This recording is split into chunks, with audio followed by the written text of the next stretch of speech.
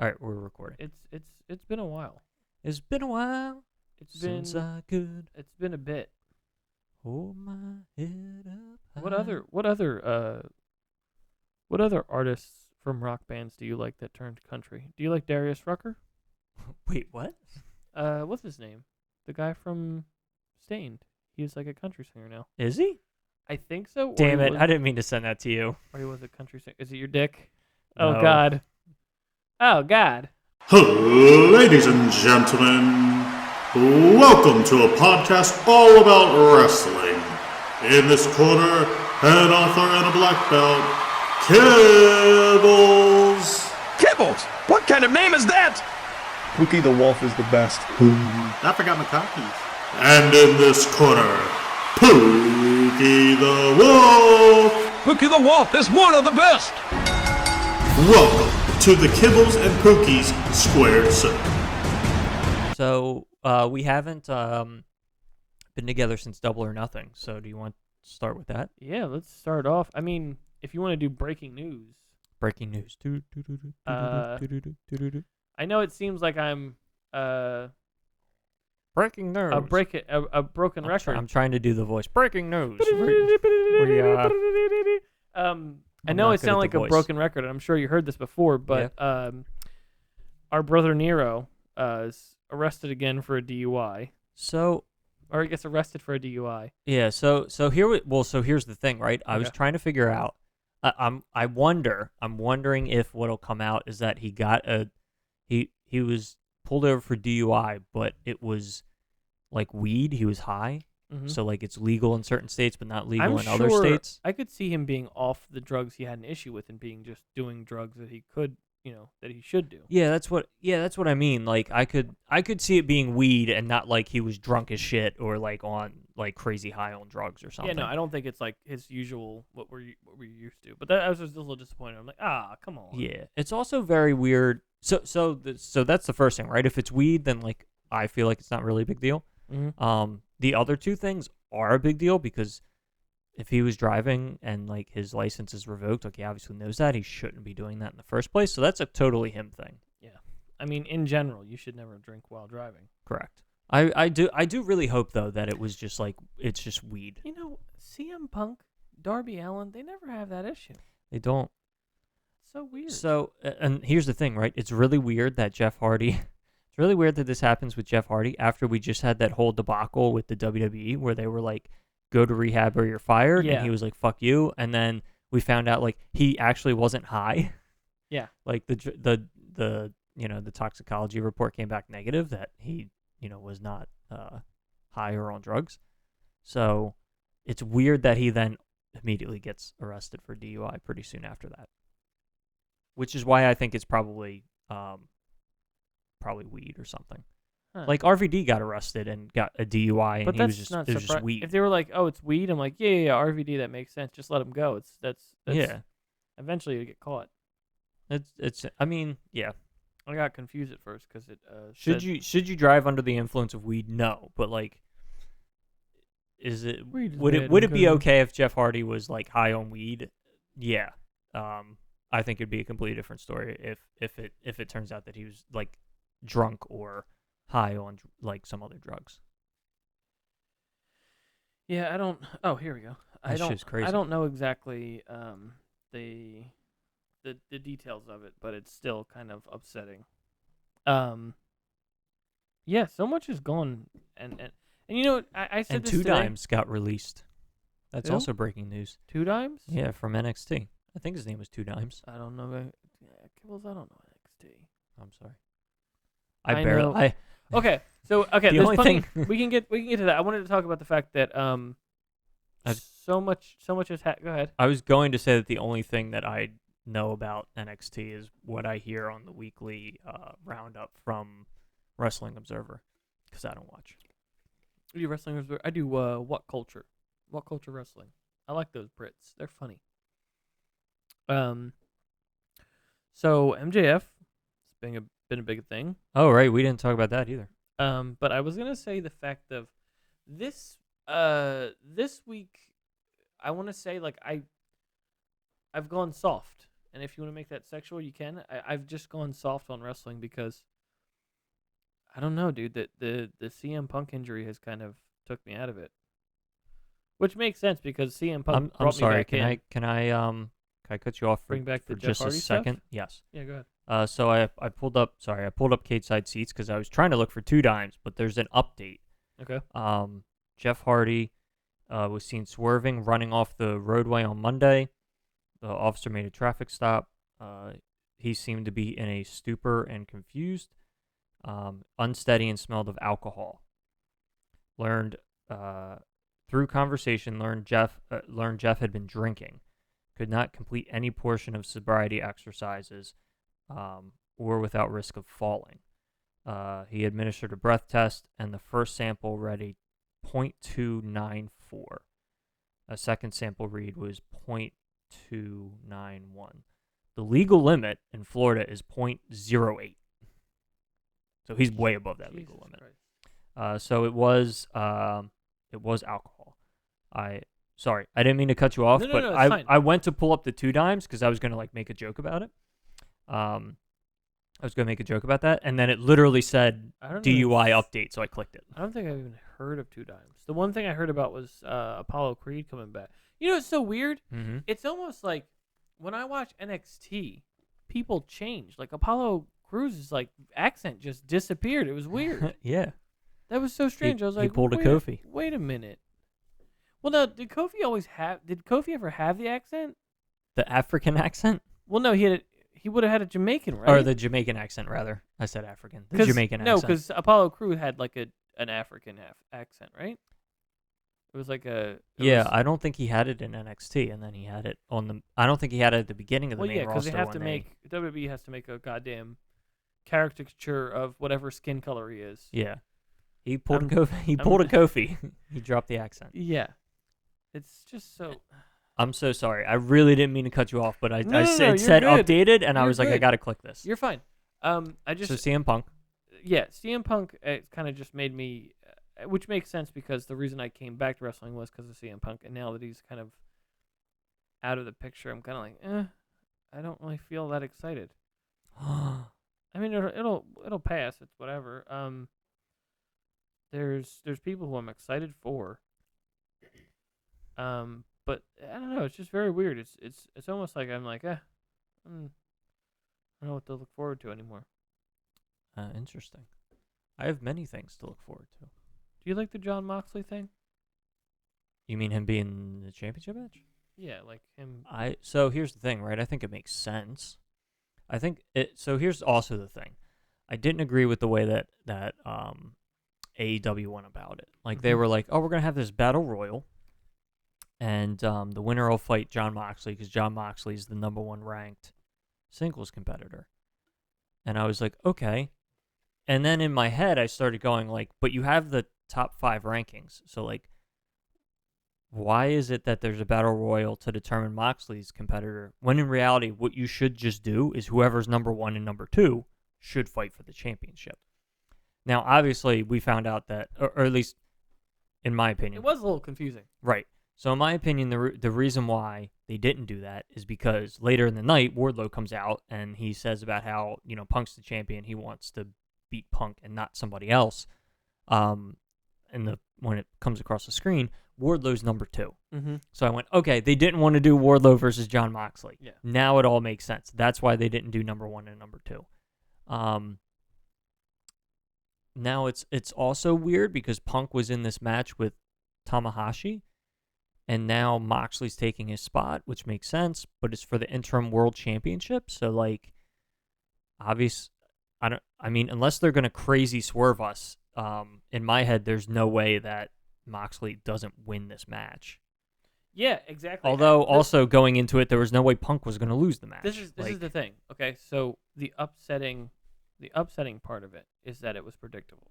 It's still nice to be like, okay, we're still gonna get a match. It's not like they're completely, because the way I look at it, and I don't mean to go there, but when AEW's champion is injured, they still try to figure out something. Unlike the Hell in a Cell pay-per-view that we just had, that did not have a main championship. They were never planning to have a main championship yeah, match. well, that's the weirdest part. They're like, oh, hope you didn't buy tickets to Money in the Bank because you're not going to get that either or whatever. Yeah. It's just, oh, my God. And I always do this. I always do I always go I don't know what else to say, WWE, and just shake my head because it's like it's every time. I'm like, well, what are they doing? Yeah, I hear you. Even with and I don't want to discredit NXT, but having people go back down, and not saying that there's a punishment or a lesser thing, because I feel like that, if anything, that's doing better than most of the shows. Yeah. The Apollo Crews and who was the other one? Dolph Ziggler was there for a while. And was it Natalia was there too for a little bit? That was a while ago. But it's just Natalia now you're just training people to. I don't know. I could see. It's interesting, right? It's like a double-edged sword because, like, it's seen. It could be seen by fans as like a downgrade, while in reality, what WWE wants to do is get a little bit of star power onto NXT to A, hopefully boost the ratings a little bit, and B, give their newer talent, because they're focusing so much on new talent that's not indie people. So they're not like life professional wrestlers, and they're trying to bring in some talent who's like a seasoned veteran to work with these younger guys to help them. Like that's the way that they're seeing it, right? That doesn't mean it's having that desired effect on the viewing audience, but I think that's what they're trying to do. I'm trying real hard to be like, when WWE does something silly, be like, well, has AEW done anything like this? Like the water gun thing. I was like, yeah, it's not the desired effect. It's not a milk truck or a beer truck, but it's just silly. And I'm like, well, has the AEW? I mean, AEW has silly stuff. Yeah. Don't get me wrong. It's not like it's perfect from the silliness. But I feel like some of the silly stuff that they do is more believable. If that makes any sense. Yeah, I mean, they have. It's like you. I mean, you're right. You can't say that they don't do silly stuff, right? Like, just look at it in general, right? They have Orange Cassidy and Danhausen. Like, you can't say they don't do silly stuff. I think that they have a tendency to not do silly, ridiculous stuff. I feel, or the silly stuff is the silly stuff that they do is more character based, which makes it more acceptable rather than like silly for the sake of silly. What's the term? Tongue in cheek? Is that the term? Yeah. Where it's like, yeah, they're doing this silly stuff, but you're in on the joke. I feel like WWE is like, you guys are just like, it's like with and we'll get to it, I'm sure, but MJF said it was like, oh, well, Tony Khan's a mark. He should be watching in the stands. It's like, I feel like when I watch WWE, I feel like when I watch it, I feel like they think they're smarter than me when I watch it. But with AEW, it's just Vince like, absolutely thinks he's smarter than you. Sit and enjoy it and just have a fun time. Vince, yeah, I mean, I'll be honest, Vince is smarter than me. He runs a fucking billion-dollar company. What's smarter business-wise? Yeah. Well, that's what I mean. I would say, in general terms, yeah, Vince is a fucking smarter person than me. Super racist. No, well, being smart and being racist are two different things. I think Tony Khan is more genuine than Vince. Yeah, right. And I mean, Vince can't be the whole. He can't be the whole thing, you know. Yeah. Well, hold on. Yeah. Oh, go for it. But yeah, I'm not saying like being smart and being racist are the same. I mean, most of the time when you find dumb people, they are racist because they don't understand being different. Right. Well, there's a difference between being smart, being not like a nice or a kind person, right? Am I a kinder person than Vince? Yeah, Probably. And racist isn't the only thing. I mean, we've watched Dark Side of the Ring. We know the awful things he's done in the past. Am I a nicer person than Vince? Yeah. Is he a smarter person than me? Fuck yes, he's a smarter person than me. Yeah. I would say business-wise, hell yeah. Yeah.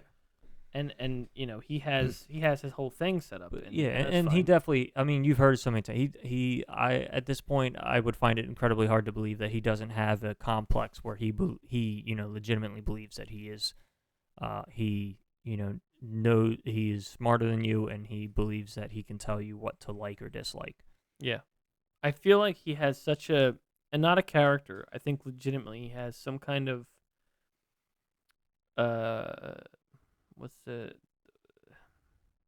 narcissism or like an Adonis complex where it's just like, I am the greatest thing in the world. I am making the most money. And it's not like it to a ridiculous extent. But even like the concept of like the stuff he used to do back in the 90s where he was jacked and he was like, I'm going to make this work, or I'm going to make...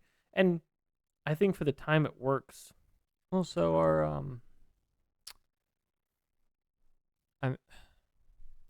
I mean, I hate to say it, but like, so is like everybody else that is a millionaire or billionaire that's in his position, right? Yeah. Like, look at him. Look at Elon Musk. Look at Jeff Bezos. Look at, I don't know.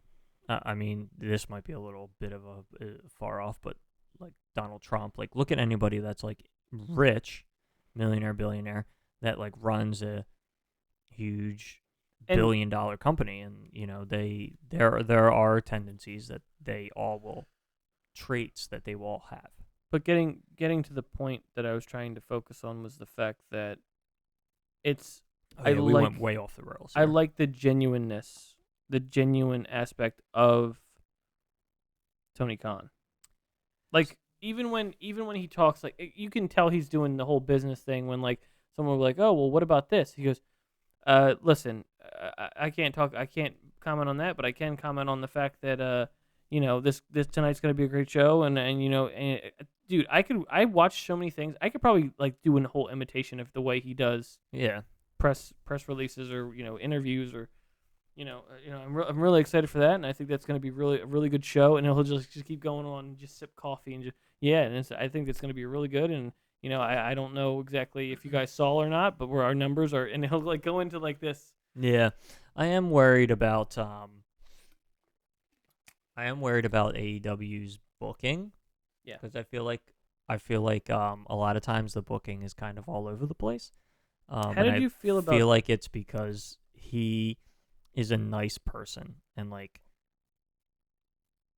I don't want to say that he doesn't want to say no to people, because he obviously does, but I think that there's like a problem there with like being like, this is the vision and this is what we're going for, and like we can't like divert all these other things. I don't want to say divert, because like you need to be able to divert if something's getting over, but I feel like a lot of times things are so like unfocused, or things are so all over the place. Yeah, and I'll be honest, I think part of it is because they've signed way too many talents, and he's trying to make everybody happy.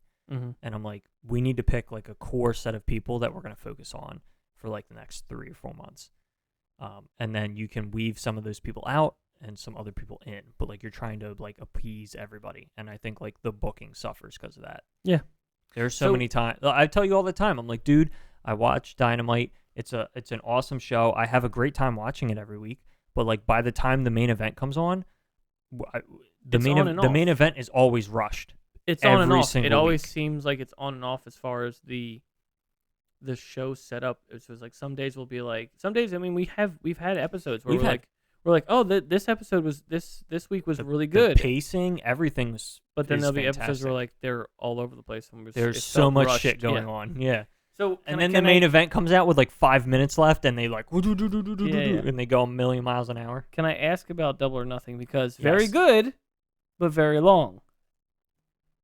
Jesus Christ! Does it? Okay, so I want to. We should have shaved 2 matches off of that card. So I know it was long, and I'm not going to disagree with you there. But do you think the length and the matches were worth the time? Like, I know you felt like exhausted, but do you think it was very worth it? As far as like, it was like the chance they took with being so long, but it kind of stuck the landing with. Okay, it was worth watching the whole thing through. Oh, yeah, it was worth watching the whole thing through, no doubt. I got my money's worth. In my opinion, what I would have done is I would have saved 40 minutes by cutting... it was probably would have been more like half an hour, 25 minutes. I would have cut Darby and Kyle. Rushed. I would have cut that match. I probably would have cut Cargill and Jay. Yeah. I forgot completely. That was the first one I was thinking of, Cargill versus Jay, and then I was like, oh, right, Darby and Kyle. It's fucking awesome match, but like I would have cut it and had it been on Dynamite. I mean, we could have avoided it completely and not have fucking Darby Allin get kicked in the or kneed in the face so hard. I didn't realize how bad it was until you started bleeding from the mouth. I'm like, oh, okay, he hit it pretty hard. Yeah, I think that singles match happened because Sting got hurt. Mm-hmm. I think otherwise it would have been Darby and Sting against Red Dragon. But yeah, I would have cut that match. I would have put that on a Dynamite or a Rampage. I would have cut Anna Jay and Jade Cargill, and that would have gotten you about half an hour. Yeah. But I think there was a point where you said something, you texted me something, and you said, because we watched it separately, but you texted me something, and I was like, oh, shit. You're like, 3 matches still, and we were in a big one. Yeah. I think it was like Anarchy in the Arena, and you're like, we still got 3 matches. We still got 3 matches left, like, dude. Oh, fuck. And it was like maybe 11 10, o'clock. Yeah, 10 it was like 11 10:45. I was like, dude, this show's going to go on another like 2 hours. And I think they piled it up because he wanted to have this incredibly large... I mean, he straight up said it, right? He said that he was building this card so that way people could see the main event and order the pay-per-view and see the main event if they did... if the basketball game, NBA playoffs finals was... Which I don't understand why they try so hard to compete he shouldn't have done that. Sports. Why do they try so hard to compete with sports? Don't try to compete with them. Yeah. Just do your thing. Just get. I don't know if enough people bought that. I mean, that's the thing, right? Like, how many people bought? Low key, try to compete with WWE, but don't make it like you're trying too hard. Yeah. Don't worry about that. Yeah. So, did you hear about the initial pay-per-view numbers or the initial pay-per-view and gate numbers? So they said that it was. They said something like it was the number of the initial estimates, because they're still I guess getting all the numbers and stuff, and they also include the 1 week replay or something. They said the initial estimate numbers have it as less pay-per-view buys than Revolution in February. Correct.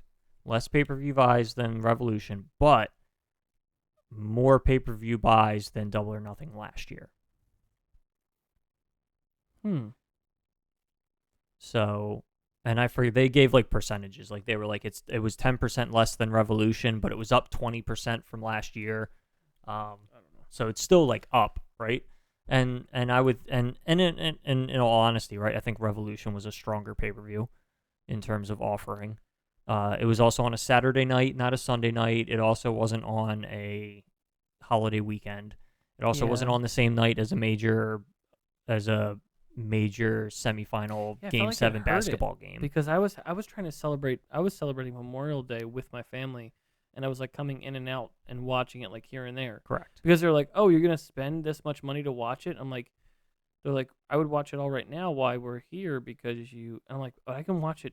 I have it for another 3 days. I can watch it if I miss something." Yeah. I said it's not. It's not like traditional pay-per-view where you got to watch it that one time and that's it.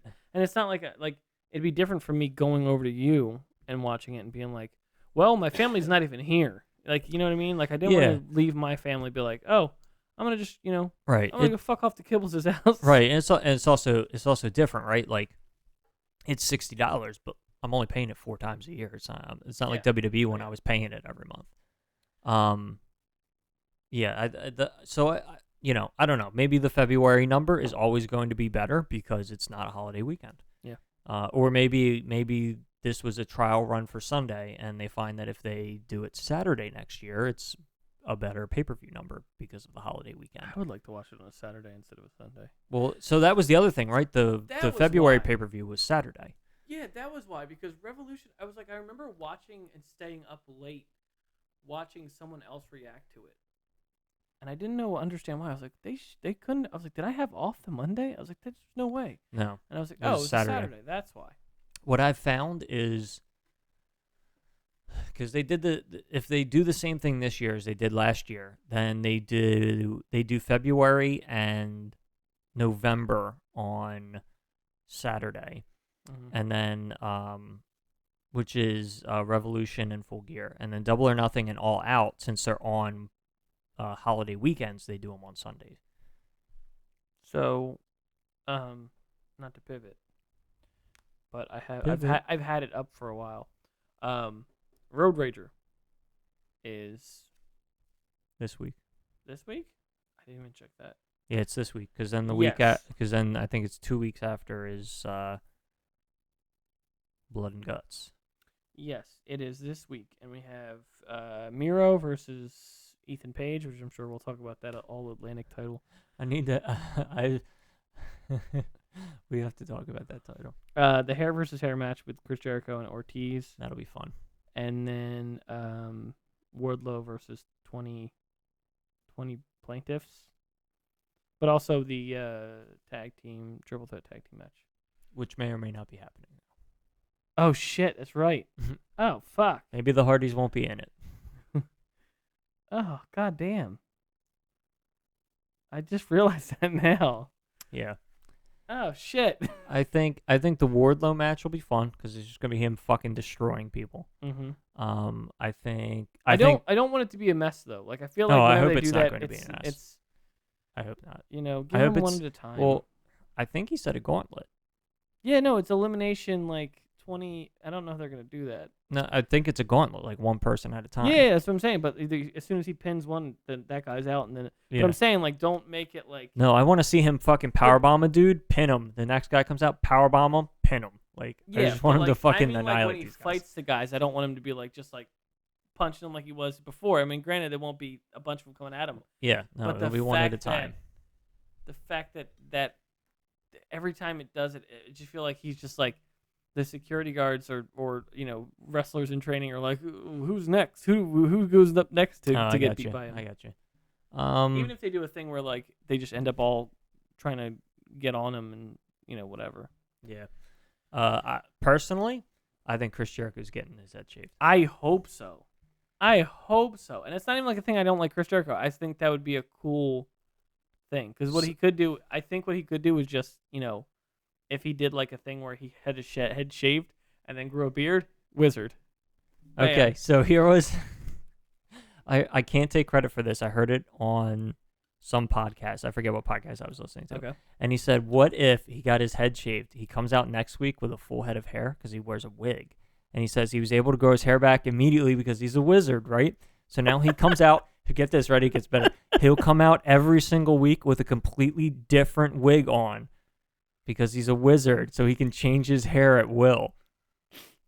That's just super. That would be fucking hilarious. That's just super weird, but it is funny. But it would work. Yeah. It would be so over. It is pretty funny, but just the concept of like, if he does do that, if he does shave his head and then the beard to be a wizard, I really want him to come out in a wizard hat. So I don't know. I'm assuming they're shooting for, as far as titles, I'm assuming they're shooting for Athena versus I guess. I can't decide if they want to do Athena or if they want what's her name to beat her? Chris Statlander. Someone put up, because I feel like right now they don't know. So this morning on Reddit they put up a picture or they said just saying, it was like just saying Chris Statlander is a excellent athlete, or she's like she deserves way more, or whatever. All I sent was a gif of Michael Scott going slamming the table, go thank you, like that kind of thing. And I'm like, because that's the same way I feel, where it's just like, oh my god, like I just want her to get something. Mm-hmm. I just want her to get over because it's so long overdue. Yeah, I think she started getting over when she had that. When she replaced Sheeta. Yeah. It seemed like she started getting really good crowd reactions, and throughout that whole tournament thing, she started seeing that. Fucking, oh my god, the fucking like the crowd definitely wanted her to win more than the Ruby. Single-handed gorilla press she did to Red Velvet was fucking crazy. Yeah. I was like, holy shit! I was sitting there watching. I was like, Jesus Christ. And like I said, the fans definitely wanted her to win over Soho. It was the same with Willow, where Willow got beat by Red Velvet, and it was just like everyone was booing, and even Red Velvet knew. She even like mouthed sorry. I don't know what to tell you, sorry. Yeah. But yeah, it's just now Red Velvet's a heel, so she can play into it. Yeah. I mean, I like the whole Athena being there. I wanted Athena. I mean, we talked about Athena. I wanted her to be there. Yeah. But I just think, like, of course you got to shoot for the person that's been there, because it's gonna look better as far as. And they don't normally do that, where it's like the new person comes in and like, bam, give them the title. Yeah. Normally, I mean, I think it shows from the track record of the World AEW, like the World Heavyweight title, where it's just like, you obviously you're looking at the people who are veterans, which I understand, but it's just like, I think it was harder to sell Hangman than it was Kenny Omega. Because I didn't believe Hangman was a champion until maybe after, I want to say, after Archer, which was his first one? No. Did you not see the Daniel Bryan stuff? Oh, yeah, Daniel Bryan, too. He did the hour. That's right. The hour no, draw I do with remember Daniel watching Bryan. that. I forgot about Daniel Bryan completely. Yeah. No, that I was like, but they were this is trying cool. so hard to like be like, this. He's a champion. He's the champion. I'm like, I'm having a hard time seeing it. Not that I don't think it's possible. Yeah, I think he was a little bit of a misfire. I think they could have and should have booked him a little bit better, a little bit differently. They've had 5 champions, and 60%? 60% of them are ex-WWE guys. So it's like 3 out of the 5, which isn't a problem, but it's the fact of like, I would love to see people like. But they're also, I don't know. I guess it's still brand new. I mean, they're still brand new, but there's I guess like in my head, there's also like the people who have been the world champion are there because they want to be there and not because WWE fired them and then they went somewhere else. Like Moxley That's actively true. was like, fuck this shit, and Jericho's actively fuck this shit, and Punk was actively like, fuck this shit. I still think, and it's not also, like, I think Jericho Jericho didn't have to be the first champion, but to determine the world champion, they did a qualifying match and a battle royal and stuff. It came down to Jericho and Hangman. Yeah. And they absolutely made the right call. Jericho should have been the first champion, not Hangman. He wasn't ready for it yet. No, yeah, I agree with that. I definitely agree with that concept, but I think the fact that I was having a hard time being convinced of Hangman, because I knew Kenny Omega, and I didn't see much of Kenny Omega, but I knew that he had pull for people who didn't even know, who wasn't really big on the independent stuff. They knew who Kenny Omega was. I mean, granted, I mostly knew about Kenny Omega because of the New Day stuff and the, Yeah, the video game stuff. Yeah. Omega Candy. I don't know. I just felt like saying something weird. Okay. Let's talk about the championship. No, I wanted to say something. It was kind of, it's almost very rude. But let's talk about the Jew in the room. Wow, that's fucking racist. It wasn't racist. It was anti-Semitic. It was anti-Semitic. Why couldn't you just say the elephant in the room? Well, that was the joke.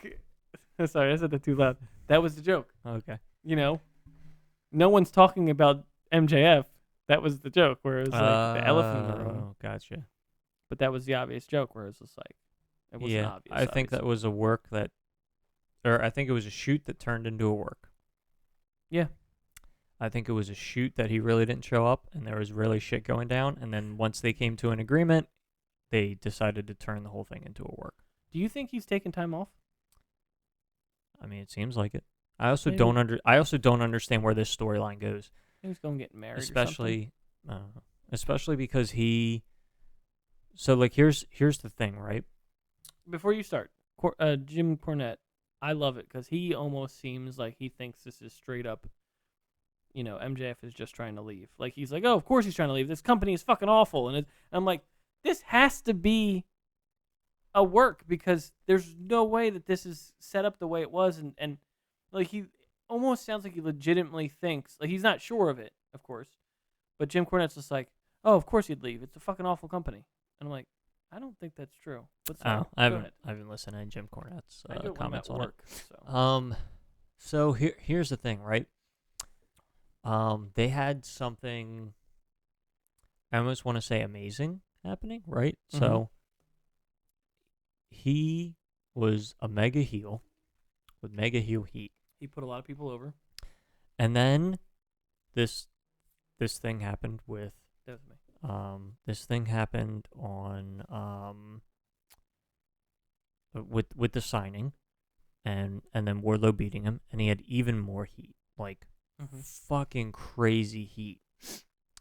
And then for some reason first off, I think it was a huge mistake having him come out the night after Wardlow fucking destroyed him. He should have been like not on the show for a couple weeks. But anyway, they were like, oh yeah, we're gonna hear from him, and he comes out and he cuts this "screw you" promo, and what happens? Everybody fucking cheered him. Even though if you go back and watch that promo, he tries so fucking He's hard. like, you know what it reminded me of? Becky Lynch, back when the man. He tried so hard to get this audience to boo him. Because he would say some things, and then he would go back and try to get the audience to boo him.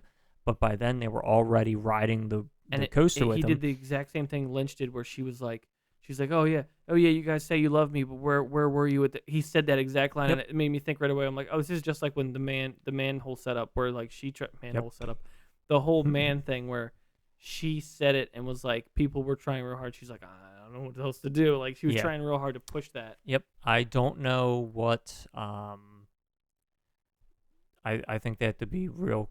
I mean, unless this is the plan, I think depending on what he does when he comes back, he's a face. Like, as of right now, next time he comes out, the crowd is, unless he like comes out of nowhere and screws somebody out of something and then like leaves. If his music hits, I think he gets cheered. He will, but I still think people. And I don't unless the plan was we're gonna do this and we're gonna turn MJF face. I don't fucking understand why Tony Khan is like, oh yeah, we're gonna do this promo. This is gonna be like your bullet points. These are the things you're gonna kind of say. Like, this is the vibe we're going for. And I'm like, why are you doing this to your biggest heel in the company, who could be your biggest drawing heel? Like, no, you need to be getting mega heat on him right now and keeping the heat on him right now. Like, it's not time to be turning him babyface. That's the thing I was thinking, where it was the concept of, and I don't think that was the purpose, where like they went in going, oh, let's. I think it was an inadvertent consequence. Yeah, exactly. Which, as I'm watching the promo, going, why do you think this is a heel promo? This is going the opposite direction. Yeah, why do you think this? Why did you think this would work? Yeah, it has never worked in the history of anybody doing it. The Becky Lynch, it didn't work. Listen, CM Punk, it didn't work. But the thing is that I think so much of it is the fact that it is different in the way that I think that's why I said maybe he's taking time off, because do the promo, get people on their side, and then just leave. Because then people are gonna be like, well, why did he just disappear? Yeah, we were liking him. Why did he just disappear? You know what I mean? Like, that's why I think like he goes, I'll go out there, I'll start some shit, and then I'll just be gone and just make people go, where's MJF at? Yeah. I don't understand how he comes back now, though. Like, what is, I don't know. He's got to screw someone over. Like, you know what I mean? Like, that's like almost the thing. Like, I don't know where he comes back. I think it was selfish and fucked up what happened on Saturday. Whether it was a work or a shoot, I think it was fucked up. I also think it partially sucked because everybody's talking about the MJF situation, not about Wardlow having his big moment, which kind of sucked. Wardlow like became an afterthought in this like glowing thing that was supposed to crown Wardlow as like the guy, you know, or as a guy. MJF kind of ruined all the stuff that he was setting up for him, because when I look at MJF, it's like, oh, he's just the guy who puts people over because he's the evil heel. That's what the heel's supposed to do. He's the guy with the curl in his mustache going, yeah. Right. But like that concept of like Darby Allin, and since I've been watching Darby Allin, CM Punk, Wardlow, it's just been a constant like, oh, this guy's just great with everybody because he knows how to be that asshole. Right. And that's what your number one top drawing heel is kind of supposed to be, right? Like if MJF MJF stays the, you know, let's say this didn't happen, right? MJF stays the course. Then absolutely, within the next year or two, you know, let's say this whole thing didn't happen, right? And it was just like a normal thing. Wardlow beat him, whatever. Yeah. I would absolutely say within the next year or two, we would get an MJF championship run where he goes for like a year plus fucking beating everybody. Mm-hmm. Because, he deserves that championship run. And at that point, he's like your number one, he's your number one heel. And that's what you eventually do with your number one heel. Who's number 2 heel, do you think? Because I have in my head, but I want to see if I feel the same way. See, that's kind of a hard one. There's a big part of me that wants to say the number 2 is Jericho, in the society. I gave Kibbles the finger guns as finger guns. Saying that was also how I felt. Because that was the thing when the Appreciation Society, I was like, for I'm not gonna do it. Never mind. I was gonna do the whole for 11 weeks or whatever. But the fact that like he still had the song, I'm like, people love the song. Take the song away, and then you'll actually be a heel. But people are still loving the song. That it's not getting that full effect of you're the bad guy. So it's almost silly. Like they were silly at that point. Where like people weren't taking the Jericho as a heel. They weren't taking the Jericho Appreciation Society seriously. So one thing that I like about the Jericho Appreciation Society, and yes, right, people sing the song and then they boo them, and then they boo them after the song, right? After the song's done. I like what Jericho did and continues to do. There are some weeks where they cut the song off before the Judas in My Mind part, and he says, "No, you don't get to sing along because we're pissed off." He has to know they're going to still do it. Yeah. And so here's the other thing, right? I like this nuance to the character. I appreciate the nuance to the character. He comes out, everybody sings. He says, be happy that that you all appreciate Jericho by singing the song, and the Jericho Appreciation Society allows you to do that only because every time the song plays, I get royalty money. And they're also sports entertainers. Yes. So it's probably my favorite part. I like the nuance of the character. That's like, hey, I don't like you singing along with my song, but I'm gonna let you do it because it gives me money, right? Yeah. And also, right, and also in my head, it plays along into the character really well because they're singing the song, which is sports entertainment, whereas a wrestler would just come out to generic music and then fight. So it kind of like it's a layer to the sports entertainer character. Is that a sports entertainer thing though? You hear people singing Roman Reigns' theme song? Roman Reigns. Roman Reigns. I don't know how it goes. Oh, have you ever? Oh, dude. I know there's no lyrics to it. No, right? There is. The original song he had, not the song he has now, the song before the like Shield song. Mm-hmm. There is. Is that what he has now? The Shield song? No, it's what he used to have. The Shield broke up and he kept the Shield music. Okay, I was gonna say that at some point I remember him having it when he was solo. Yeah, they broke up and he kept the Shield music. Yes. So there's actually somebody on YouTube when he had that. This was like 3-4 years ago. He started doing lyrics to wrestling songs that don't have lyrics. Yeah. And so it was Roman Reigns, the guy with the wettest hair. Roman Reigns, the guy that just doesn't care. You have to look at it. It's funny. Sucker and Succotash to be in the lyrics. He did. And then there's like that guitar part. It was like, and he's like, he will spear you, he will punch you. You know what's weird? Every time I think of that song, I think of Taz's song because it's the same beat. Oh, the heartbeat one. Okay, yeah. Because it's literally the same thing, but in a different like sound. The same melody, I guess. I don't know music. It's like din din din din din. So yeah, MJF. It's been a little weird. A lot of things are super weird. We got Scorpio Sky injured. We got CM Punk injured. We got a lot of injuries. I enjoyed David Finlay versus Hangman Adam Page, which I didn't expect I would. Dude. And I didn't enjoy Will Ospreay, and that was very upsetting. His match, or when he came out and attacked the match? People? I enjoyed that he's there, but I'm like, I think he did more. Yeah, I mean, it was. I don't mean to be like that, but it was the Friday show, and it was also in a 6-man tag. Ospreay is fucking amazing. He is fantastic. Dude, I'm so hyped for this fucking Forbidden Door show. That was the one I told you. That was the one person I cared about with the Forbidden Door. I was like, I don't give a shit about anyone else. I was like, I just want to see Will Ospreay. I don't give a fuck about everyone else. Oh, dude. So we got was it Tamahashi and Moxley? Who was That's the gonna one? be good. Hangman was what? Okada. Dude. Okay. Okada's a fucking amazing As professional far as wrestler. What style? As far as Like submission, high flyer, what? He's not a high flyer. Powerhouse. He's not a high flyer. I wouldn't classify him as a powerhouse. I guess like more of a technical wrestler, Okay. but like he's not like Daniel Bryan where he goes hold for hold. He's like more of like your like straight up, like I guess kind of like a Hangman, how like he's kind of just a straight up like brawler like wrestler, all around wrestler. Yeah. Yeah. Okay. Okada is fucking amazing, dude. He has a drop kick, dude. Best drop kick I've ever seen in my life. I like I did like was it Miro Suzuki? I liked him. When he showed up, I was like, oh, I like this dude. He's beating the shit out of people.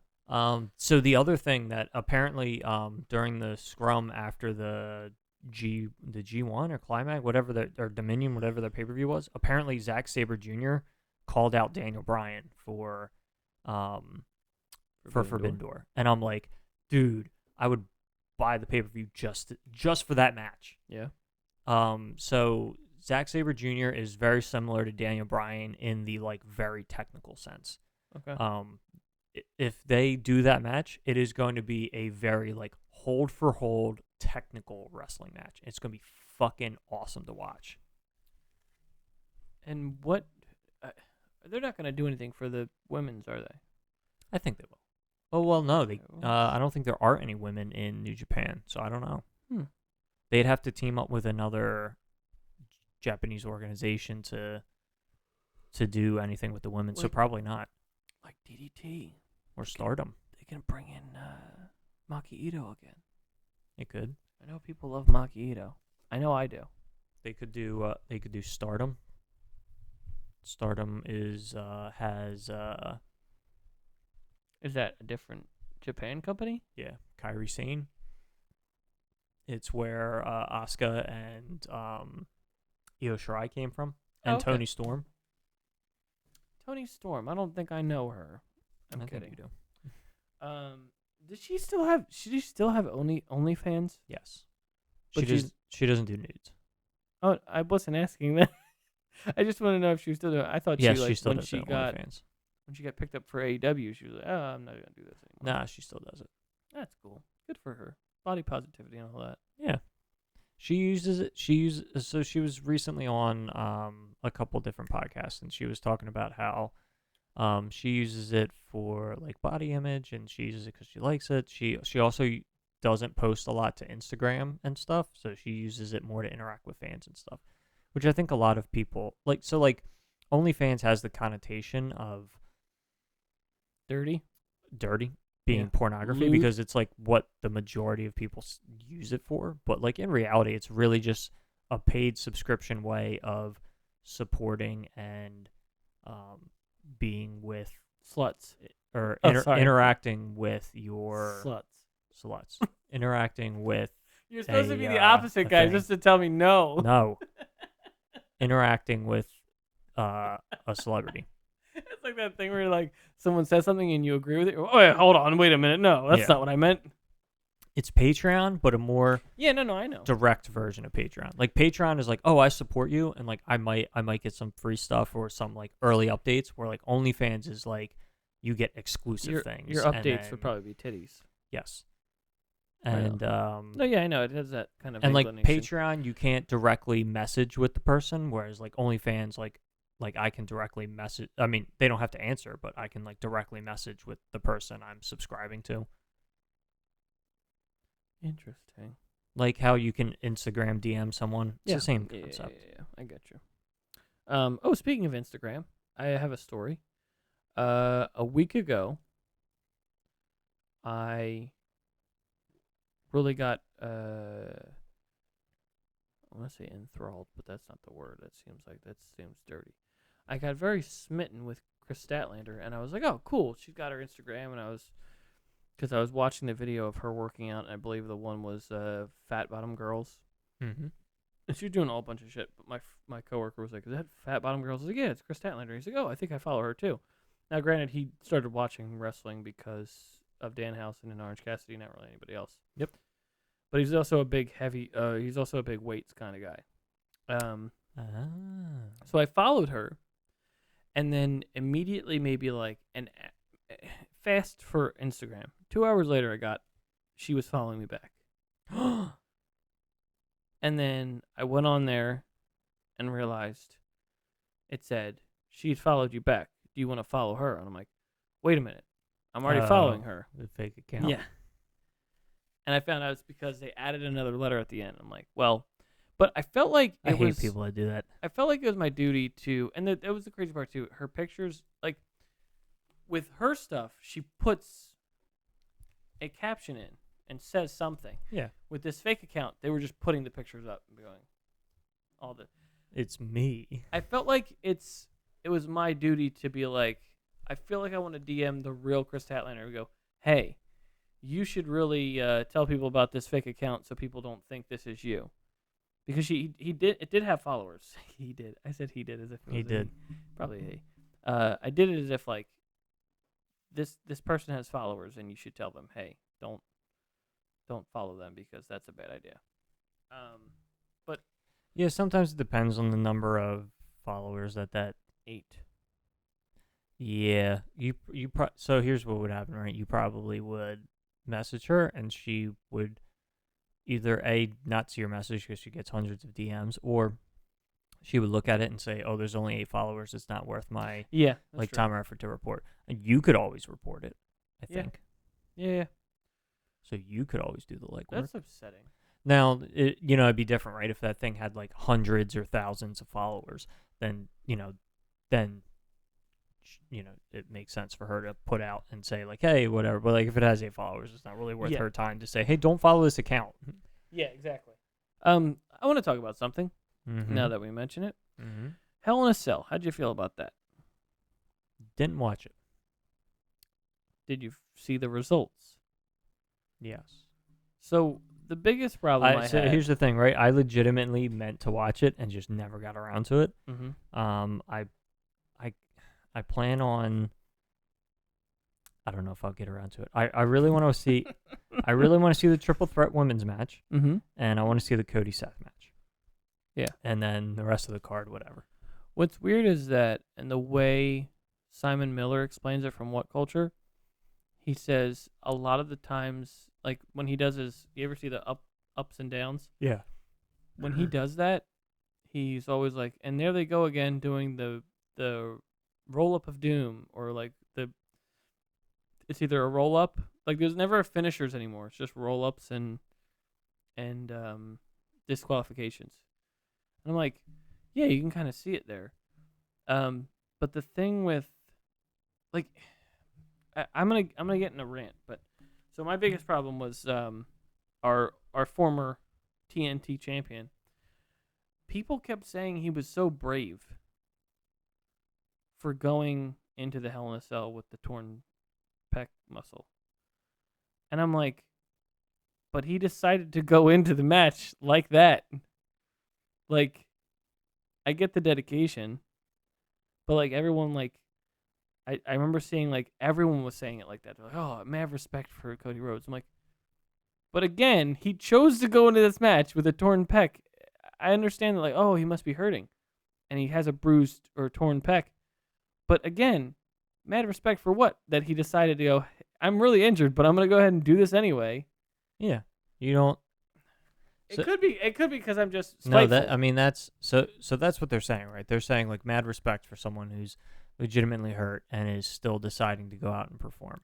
And they turned around and made it about Triple H, and I'm like, fuck you. Yeah. Well, so I can understand the people that that's are giving respect and say like and have that thought, right? That's fine.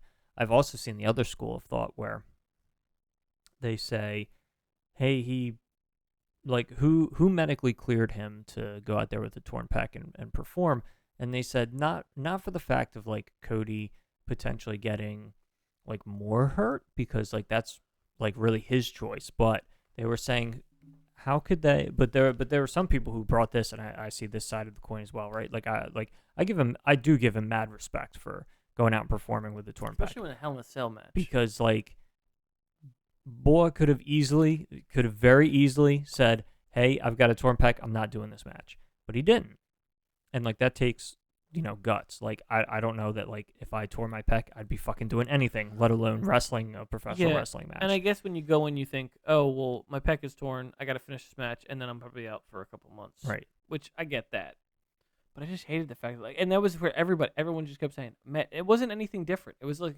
when you see like the same thing, they've done it on Botchamania where like the people tweet out the same thing, for WWE, where it's just like, oh man, respect, Pat. I fucking hate Pat McAfee. The one announcer that still has any merit is Corey Graves, and he even says shit that I'm like, why? Why would you say that? So here's the other thing that I saw a lot of was people saying that he should not have been medically cleared to do that match, not because he chose to go in there, right? That's his own prerogative to potentially hurt himself worse. Mm-hmm. But he has a torn pec, which is an issue, which may put the safety of Seth Rollins into question when Cody has to do anything where he's swinging something or picking Seth up. So I saw a lot of people. I didn't think about that. I saw a lot of people. Basically, it didn't seem like anybody like fell in the middle. Either people were like, "Oh, this is crazy great for Cody Rhodes," and blah blah blah, or people were saying, or people were on the complete other side of the fence, and they were saying like, "Dude, WWE should never have allowed this because like they really were putting Seth Rollins at risk." Yeah, just imagine trying to do like a superplex. Yeah, off the turnbuckle or something, and then he worse. hurts. Yeah, and then he hurts Rollins because he can't properly perform the move. Bam, Becky Lynch is a widow. Is a widow. So, and hard times, Daddy. And here's the thing, right? I agree with both.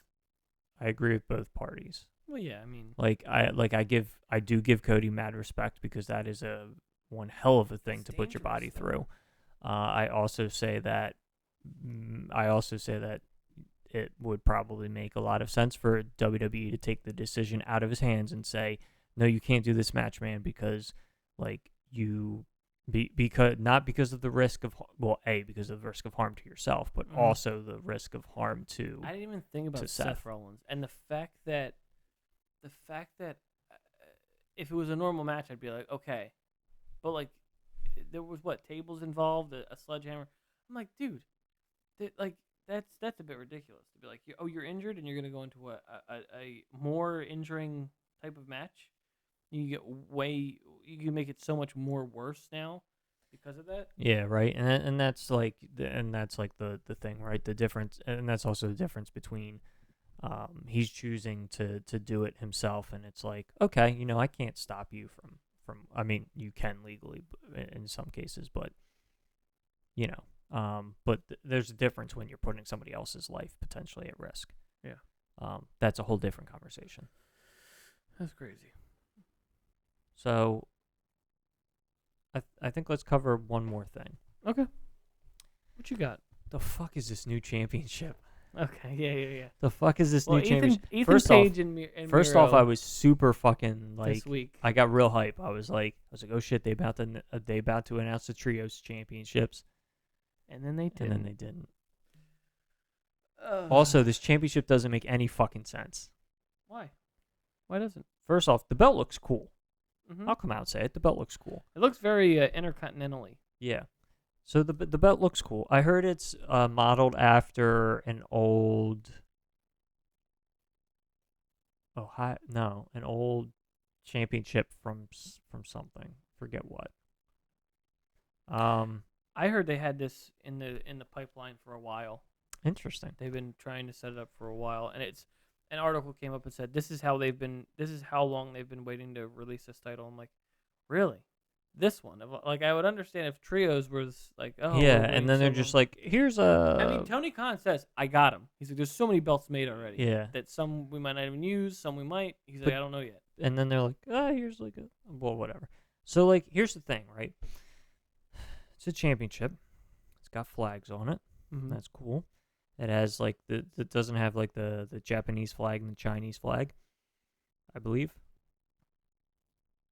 It does have the Japanese flag and a Chinese flag. Okay. You can see where I'm going with yes. this. I've already said this to somebody. But it's the All-Atlantic Championship. Yes. And China and Japan are in the Pacific. Yes. It makes no sense. Yes. I'm very confused. As the doctor from Courage the Cowardly Dog says, makes no sense. Why can't we just... He's Indian. Let's call it the All Oceans Championship or something. I don't know. I don't understand this championship. International title. Yeah, I don't... All international. I was like, I don't understand the this. All International, All Elite, or the All Elite International. Yeah, this championship the AEI. And then they're trying to make this big deal, like all of the people in the tournament are not American. And I'm like, but America's in the Atlantic. I don't understand what's happening, guys. Somebody explain this to me. I love the way you're looking around like somebody explain this someone's to me. there. No, I think it's, and you know what I think it is? I think it's the fact of like a panicked, I imagine like a panicked Krusty when it comes to Tony Khan and being like, what? We got Scorpio out. What? We got Punk out. Quick, grab the whatever title you can find in that closet over there. Yeah.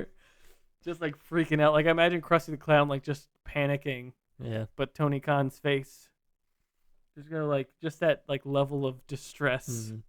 She's like, just grab whatever. It doesn't matter. We'll use this for now. Yeah, I was Keep people distracted. Very confused about the championship. I was quite surprised that there's a lot of people injured. I was quite surprised by the Kyle O'Reilly winning the Battle Royal. Not that he's not worth it, but yeah. No, I thought they had a good match. It's a tag team. I thought that was weird. I thought he had a good match with Moxley. I liked it. Yeah. No, it was fine. They beat the shit out of each other. I like Kyle O'Reilly. I feel as if John Moxley can't do a match without someone bleeding. Yeah. I don't know what it is about Moxley. I don't enjoy him, but I don't hate him. He's a wild thing. Yeah. He'll make your heart sing. Do you know the lyrics because of Double or Nothing, playing it constantly? What was the meme they did where it was the Cantina song? Yeah. Like, what you guys want us to play next? After they just played Wild Thing. Oh, play the same song. All right, we heard that. And play the same song. All right. And yeah. Start back up. So when I was there, I was like, man, somebody fucked up. They can't get the music to turn off.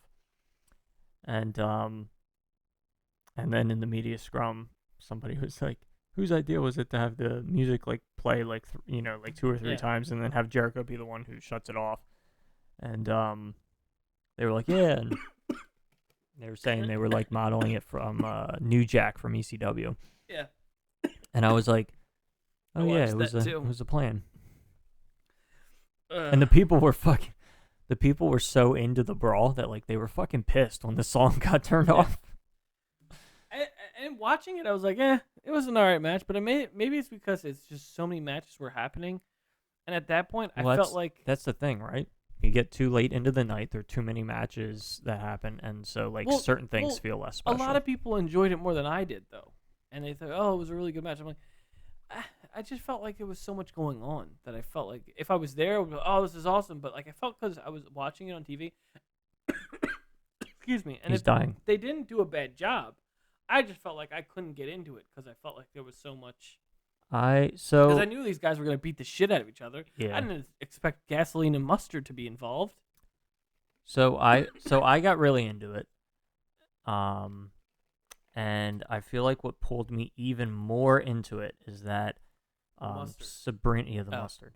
Sabrina's favorite things are when they just beat the shit out of each other with weapons. Mm-hmm. You weren't here, but we essentially had a party. It started out with like it was a party when I'm not around. Yeah, so it started off with Darren was gonna come over, and our friends Rich and Julia were gonna come over. Okay. Rich watches. Julia is like a super casual, like even more casual than Sabrina. She like basically didn't really know anybody, and Sabrina at least can like watch and be like, I know that person, that person, that person. Yeah. Pat came over, and then your brother? Yeah. Oh, cool. He was mad you weren't here. So then Sabrina also invited 2 of her other friends over. So like there's Kelly, who's never watched wrestling before in her life, and then Christina, who like used to watch a couple years ago and like doesn't really keep up with anything. So they were watching and they were like, really into certain things, really not into other things, and they were over here like hanging out, and I was like, hey, the Anarchy match is about to start. You might want to come watch. Arena in the Anarchy match. Yeah, Arena in the Anarchy. The man with the mask. Man with the mask. So I really quite enjoy you. Yes. So they came over and they were all just like so into it because it was just fucking mayhem for like half an hour, and they were so into it because it was just like shit was so crazy. That's what I think I like about the casual fan or the people who don't watch wrestling, where they're like, oh right, this is like they take away the fact of like, oh, this stuff is preset, like the whole fake concept from people who don't watch it and enjoy it. They go, oh my god, they're beating the shit out of each other. Like they don't really focus on the right, yeah. Yeah, if I asked any of them, like Sabrina, Julia, Kelly, Christine probably, they would all say their favorite match was Anarchy in the Arena. Arena in the Anarchy. And most of them then would say that their second favorite match was the 6-man tag with the House of Black against Death Triangle. Yeah. Can I say that I felt stupid because I didn't understand the reference. What was it, a couple days ago? After, I guess the week after the Dynamite after Double or Nothing. And I feel so stupid for not noticing the obvious reference to NXT where Eddie Kingston was talking about. He's like, blah, blah, blah, blah, blah. Tell him, William. And I'm like, I don't get it. Why did he have... And I'm like, War Games. I was like, fuck. Why didn't I see that coming? I was like, I had no clue until afterwards. I was like, oh, fuck. I was like, that's a War Games reference. Fuck. Mm-hmm. I was so mad at myself. I was like, oh, god damn it. Like, how did I not see that joke coming? Yeah. War Games. Blood and guts. Blood and guts. So now I wonder if... Because originally it was... I don't know. Because, like, Wheeler Yuta's back. So now I almost wonder, like, does Moxley get taken out of it and Wheeler Yuta gets put in because Moxley will be world champion? Out of? Blood and Guts. Oh, yeah. I don't know. Because originally it was, like, Moxley will be in it. But now I'm almost like... But now I'm like, well, okay, Moxley's going to be world champion. So are they going to pull him out of that and put Wheeler Yuta back in? Or put Wheeler Yuta in his spot? Yeah, that'd be weird. I don't know. But I also feel like Moxley would be, fuck that shit. I'm in that. Yeah. I think he'd definitely be down for it. But yeah, predictions for this Wednesday?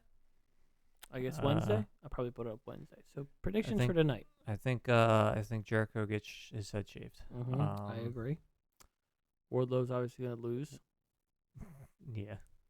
To 20 men, Kibbles. You can't handle 20 men. I also think that one at a time. I also think they're doing Wardlow a huge disservice for doing this terrible storyline What after are they gonna do, he was oh my god, he came off of that from like such a high with beating MJF, and I'm like, this is what you're doing to follow it up. You're killing his momentum. But what are they gonna do? I mean, I don't know. What was it? Dante Martin and him. They still could have done something. I don't know. Scorpio and Dante Martin. That's when he got injured. Right, but like he still could have been like, I'm going after the TNT Championship, and then he could have like, I don't know, been like, I need to become number one to become the number one contender or something, or like I have to beat a former TNT champion, so then he can go to a thing with Sammy Guevara for like 5 or 6 weeks till Scorpio Sky's ready. Yeah, Sammy, Darby Allin. He could have fought many TNT champions. Miro. Yeah. Even Ethan Page, really, he could fight There's Ethan a lot Page of because that's part of Top Team. Correct. There's a lot of things they could have done that's better than this stupid 20-man if I was lawsuit. Checking with you. Like, yeah, Ethan Page is part of Top Team, right? Yes, that is correct. Correct. Yeah. What was the other thing? I think that was it. We don't know. The Miro and Ethan Page. Well, yeah. I think Miro wins. Of course. And then I think we don't know who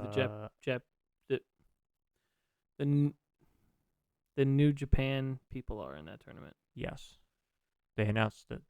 I saw it on. I don't know who they are. I don't recognize the names. It could be. They already announced it. Oh. Okay. Well, no, they announced the people who are fighting for the spot. The two that are fighting each other? I think it's 4. They're fighting in like a 4-person tournament. To be in the other tournament. Well, so it's technically not a tournament. The winners are fighting in a fatal 4-way. Okay, no, I'm asking the New Japan people. They were announced who was from New Japan? Yeah, Okay. I don't recognize any of the names. Okay. I just didn't know if it was maybe a British guy, I don't know, who flies around and does crazy. And maybe like they call him the aerial assassin. I don't know. What do you think they're doing with that too, by the way? FTR and the Empire thing. I think it'll be a match at You think Roppongi Vice is gonna be? Maybe. I don't think so. I don't know. Because I mean, he has plenty of people. Will Ospreay, I mean, that they could bring in and make it a 4-man, 8-man tag. Yeah. But it's just like, didn't we already see this? You're just adding one person to the groups. I don't know. Okay. Yep. You got any more information? You got anything else? No, I'm just trying to look up those 4 people's names. Okay. Well, this has been... Here we go. Revealed how they picked their entrant for the title bout. The June 20th New Japan Road show. We'll see Ishii take on Ishii from... Tomohiro Ishii? Yeah, Tomohiro Ishii. He fought... that was the guy who fought Adam Cole in the qualifiers. Okay. We'll take on Tomohiro Ishii, Yoshinobu Kanemaru. I think that's how you say it. I don't know. Is that like Bill Murray's cousin? Yes. Okay. And then Hanma will battle Clark Connors. The winners of those 2 qualifying matches will wrestle on June 21st, with the winner joining the championship match. Interesting. Well then, we will see. We will see what happens. Is Blood and Guts after Forbidden Door? Yes, it is that Wednesday. After it? After it. Interesting. Blood and Guts is... Hold on, I'm pulling up the calendar. Is that just going to be one match? I think they'll have other matches. Last time they did Blood and Guts, they had like 2 or 3 other matches on the show. I don't mean last time they did Blood and Guts was an hour of the 2-hour broadcast. I don't mean to add stuff on real quick, but there was also an article I read about Thunder Rosa. Yeah, and her sandbagging. Yeah. I mean, it looks like she was sandbagging. Yeah. Because it doesn't make any sense. She's had good matches with people before. Why did she seem like she didn't know what she was doing? Unless she was purposely doing it to make her. Do you think she was bad. doing that with Martinez? Because remember when she was messing up stuff too? I do wonder. I mean, that. Martinez also tried to, what was it, kick her, and she completely missed or something. Yeah. Yeah, I'm wondering if that's the case, which is disappointing because I really do enjoy Thunder Rosa. It's a damn shame if that's the case. Yeah, Forbidden Door is Sunday the 26th. Blood and Guts is Wednesday the 29th. Interesting. And last time they did Blood and Guts was an hour of the 2-hour broadcast. It's an hour of the 2-hour broadcast? Correct. On Dynamite. I wonder what they're going to do with that. So. Okay. Well, all right. Any more things that we missed? No, that's it for me. Team B Mad is getting married. Team B Mad. Yeah, B Mad. Guevara and... Oh. Which I think is weird. I thought it was very strange, and a lot of people were like, oh, they're just being weird and trying to get married and shit, and that won't last.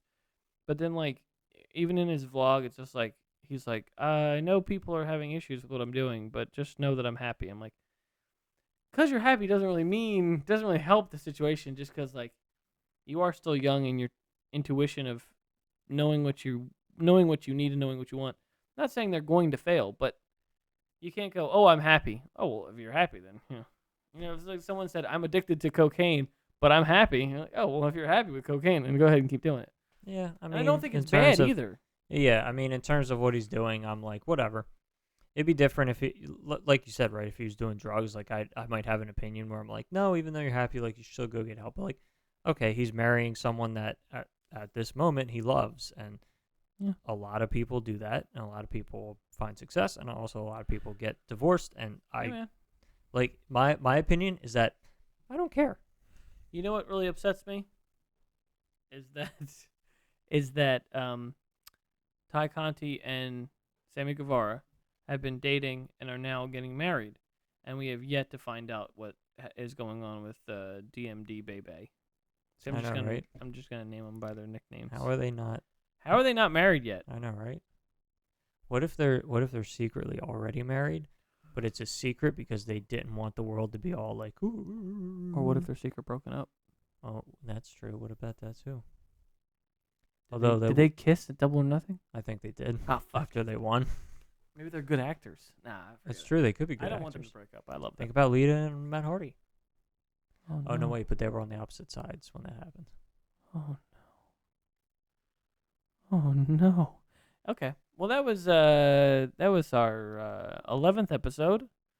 Thank you for listening. I'm definitely going to put hashtag MJF in it because we can get more people that way. Yep. You got to milk them for all they're worth. It's called clickbait. Well, no, we're going to talk about him. Oh, that's true. We did talk about him. We did talk about him. So it's not clickbait. It's not clickbait. It's just milking the users. Milking the algorithm. Algorithm, there you go. You hear that? If you're listening right now, I want to milk you. Thanks for listening. We'll see you guys next time. Goodbye. The fuck? Like, that's what that whole rivalry was like kind of about. And then Cody was just like, I'm never going to turn heel. And it ruined the whole thing. Well, same with him and Andrade. I'm like, oh, you put him through a flaming table. It's like, that's cool. That's at least something. Yeah, he was just cheers. Yeah. Well, that's what I mean. That's what I'm saying. It's just like, you know, do something more with your character. Do you